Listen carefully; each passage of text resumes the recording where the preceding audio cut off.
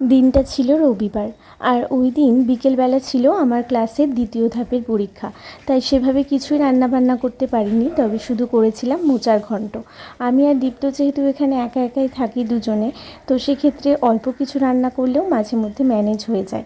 যেমন যেদিন ক্লাসের চাপ থাকে বা অন্যান্য কাজ বেশি থাকে, সেদিন অল্প কিছু রান্না করে নিয়ে আমাদের চলে যায়।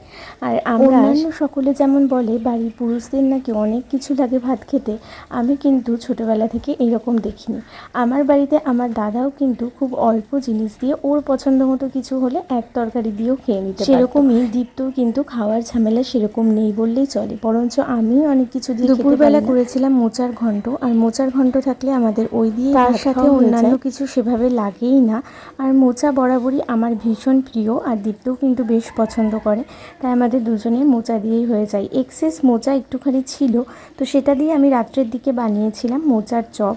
যদিও খুবই অল্প তেলে বানিয়েছিলাম। চপ জাতীয় জিনিস একটু ডুবো তেলে ভাজলে এই জিনিসটা ফুলে ওঠে, কিন্তু আমি অতটা তেল ইউজ করতে চাইনি, তাই মোটামুটিভাবে করেছিলাম। তো খেতে ভালো হয়েছিল, কিন্তু অত বেশি ফুলেভাবে বানিয়েছিলাম সেটা কিন্তু আমি তোমাদের সাথে একটা ভিডিওতে শেয়ার করেছি, তোমরা চাইলে কিন্তু দেখতে পারো।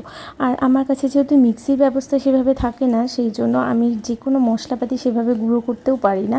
ওই মোটামুটিভাবে যেটুকু ওই রুটি বেলনা দিয়ে হয় সেটুকুই করতে পারি, তো সেই জন্য অনেক রান্না করতেও পারি না। তবে ভেবেছি এবার যেখানেই যাই না কেন আস্তে আস্তে প্রয়োজনীয় জিনিস কটা কিনতে থাকবো। এদিকে এই কয়েকটা দিন দীপ্ত ভীষণই ব্যস্ত, ওর ডিউটি চলছে, আর ওখানেই ও খাওয়া দাওয়া করছে। সকালে তো আমি রান্না করে দিই, সেটা খেয়ে যাই, আর যদি খিদে পেয়ে যায় তাহলে হোটেলেও খেয়ে নেই। তো এই তো আজকের মতো ভিডিওটা এই পর্যন্তই, দেখা হচ্ছে খুব তাড়াতাড়ি।